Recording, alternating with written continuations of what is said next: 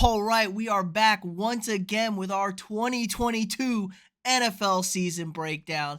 I picked all 272 regular season games. It gave me some records. I'm going through division by division, team by team, breaking it all down, what you can expect from your team and from everybody else this upcoming season. We have 5 divisions down, 3 left to go. We broke down the AFC East yesterday. I'll throw a link up here in the top, whatever corner it's at, if you want to check that out. We are going to break down the last 3 divisions leading up to Thursday night NFL kickoff, where the Buffalo Bills will take on the Los Angeles Rams.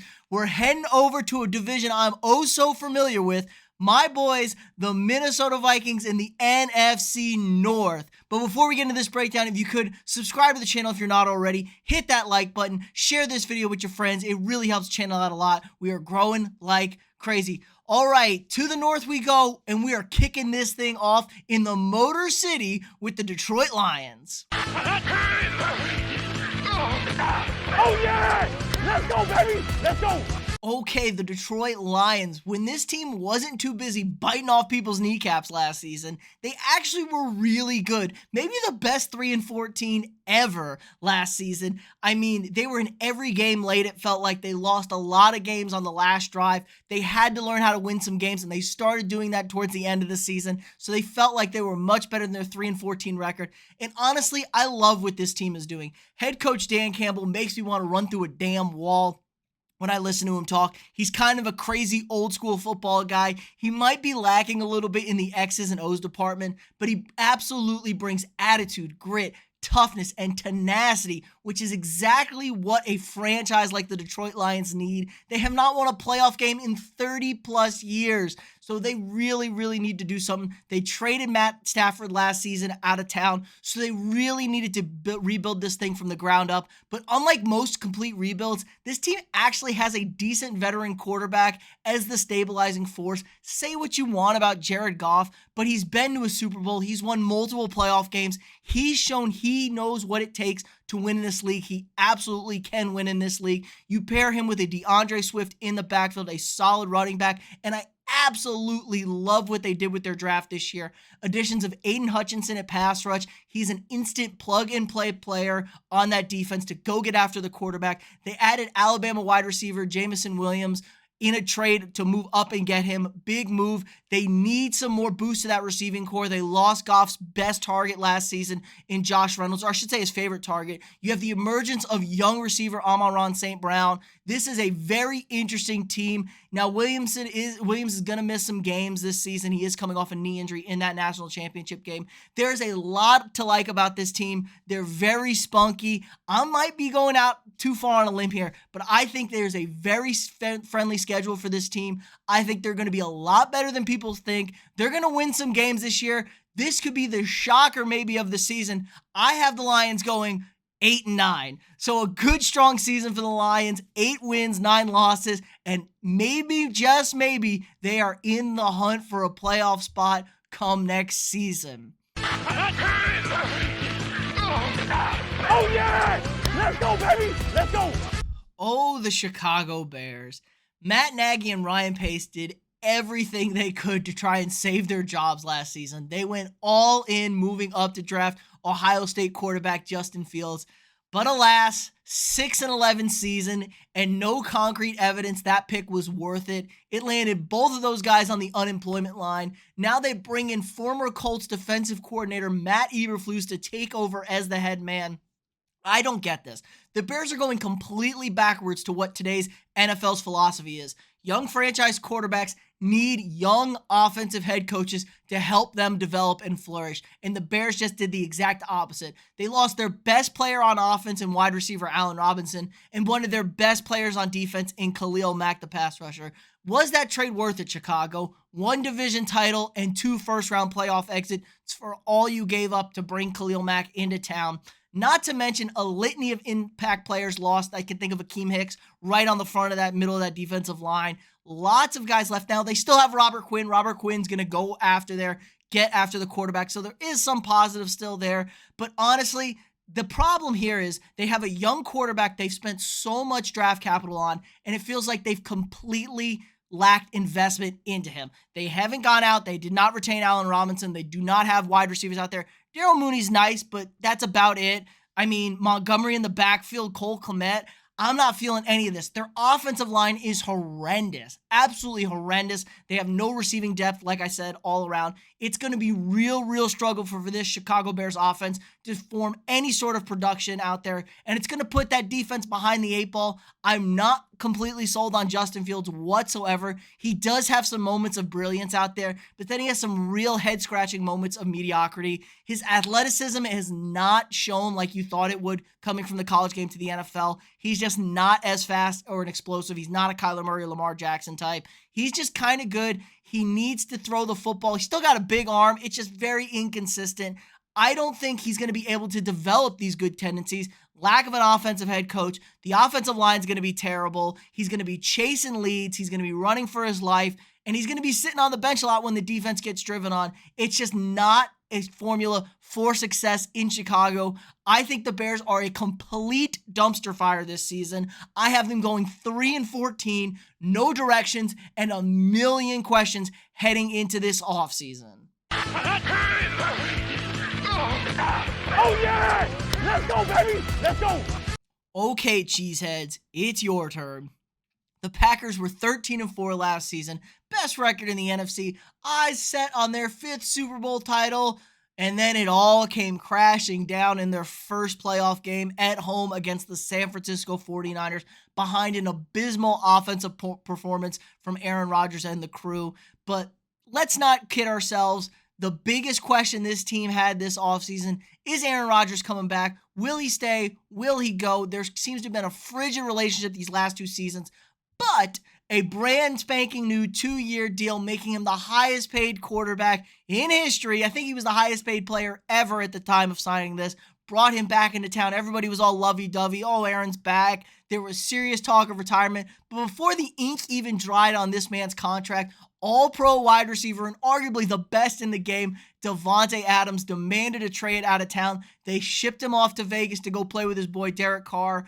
I don't know how this has an impact on this team. Honestly, I'm not even sure how committed Aaron Rodgers is to football. He genuinely seems like a really deep guy. He has a multitude of interests, wide array of stuff he'd rather be doing. And how much punishment, how often do you want to keep getting hit by 300-pound athletic freaks at 38 years old when there's a million other things you want to do and can do with your life? So I just don't know how much he's committed. And pair that with the lack of receivers. I mean, their receiving core is really poor. Allen Lazard's going to be your number one. It's a super unproven group. You could say what you want. Oh, the record without Davante Adams is really good. But that's just 1 weak spots here and there. When teams have film, when they know you're the number one option and they can game plan for you, it gets real hard in this league. So I already heard chirps from Aaron Rodgers about his wide receiver core in training camp. He already seems unhappy with them. So this team is really going to have to rely on the 2-headed monster backfield that they have.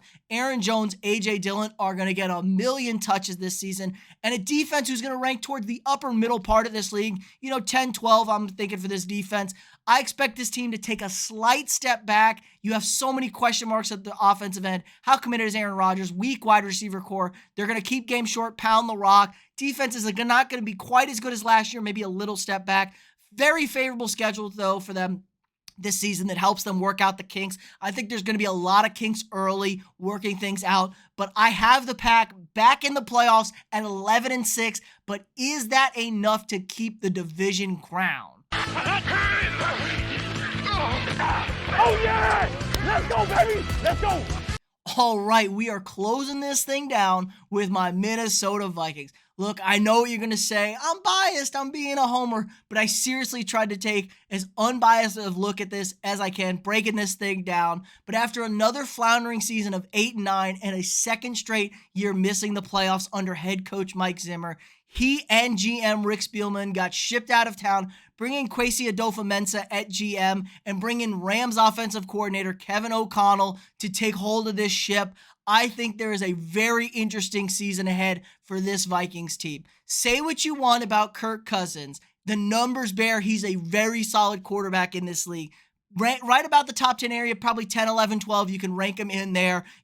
You could argue guys here and there, but he's as solid as can be. He doesn't turn the ball over anymore. He throws for touchdowns. And let's pair that with young wide receiver Justin Jefferson, who's one of the best in the game already, just 2 years into the league. He's breaking all these rookie receiving records. And this was in a run-centric offense with horrible play calling. Now you bring in head coach Kevin O'Connell, who was the passing game guru, it seems like, in Los Angeles. We saw what Cooper Kupp and Matthew Stafford did last year. This Viking offense is going to absolutely flourish in there. There's no more of these stupid runs. It's going to be a spread offense. They have Dalvin Cook when they run the ball. It's going to be very nice. You have Adam Thielen as your number 2 wide receiver. KJ Osborne, a very solid deep threat, as your 3. They just traded for Jalen Reagor. Say what you want, but as a 4th receiver, really, really solid. They upgraded the offensive line a little bit because honestly, they could not have been any worse. That was the biggest hole on this offensive front. They had the worst rated guard in PFF last season playing right guard.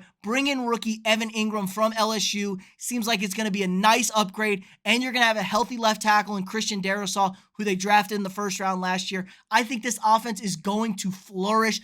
Absolutely amazing. They were pretty good last year, already teetering in the top 10. Weren't so great in scoring, but pretty good in yards. I think this is going to be a top 5 offense. It's going to blow the doors off of people. It's going to be a handful for any defense. I don't know how you can stop this offense with the weapons that they have, with the coaching and play calling they're going to have.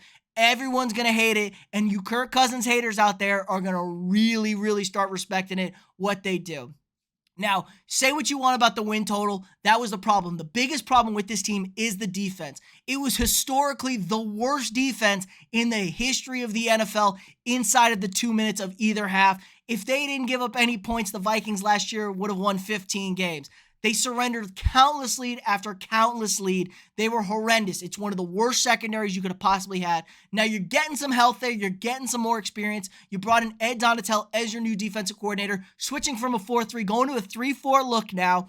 And the key to this team is going to be their pass rush, helping cover for their bad back end. You still have Harrison Smith out there at safety, so you're not totally terrible on the back end, but you're really going to have to rush the passer. Danielle Hunter is an elite pass rusher when he's healthy. He's been injured the last 2 seasons, and it's a big, big problem. But you brought in Zadarius Smith, who missed almost all of last season for Green Bay. You steal him from a division rival. Those 2 guys on the end, bringing the heat, are going to be a handful for quarterbacks to deal with. Now, like I said, the secondary is a problem, but we just need to look at an upgrade like the Cowboys defense last year. The Cowboys 2 years ago were the worst defense in football, and they only jumped to 19th, and look how good and look at the difference it made for that Cowboys team. So if you can just get this Vikings defense to not be completely incompetent and the worst defense in football, if you can get them to like 19, 17, 18, you get them to that point, you are really going to be able to take advantage of an offense that's going to score a lot of points, get after the quarterbacks, force teams to throw the ball, and maybe turn them over. I think this is the big jump. I know you're going to say I'm a homer. The schedule is very favorable for the Vikings, not the toughest schedule in the world. I think we have ourselves a new king in the North. 12-5 for the Minnesota Vikings. Stunning a lot of people. I know a lot of people are starting to get on the bandwagon early. Colin Cowherd's one guy I could think of that's really banging the drums for this Minnesota Vikings team. I think 12-5 is right the number. It's good enough to win the division, and we'll see what this team can do. It's going to be a great offense, not nearly as good as a Rams defense. So think of this as like the poor man's Los Angeles Rams, which is honestly quite fine for me as a Vikings fan. But let me know what you guys think in the comments below. How off am I? Am I underselling the Packers? Am I way too high on my Vikings? How about the Lions? Was that a crazy pick at 8-9? Who knows? Maybe I was too harsh on the Bears. Maybe Justin Fields is your guy and you like him. Let me know what you think in the comments below. Again, we got 3 divisions left. We're going to be flipping on over. No, 2 divisions left. 2 divisions left. We're going to be flipping on over to the AFC, and we're going to keep it up north, the last AFC division, your AFC North. So let me know what you guys think in the comments below. Again, like this video, subscribe to the channel if you're not already, share this video with your friends, and I'll see y'all tomorrow.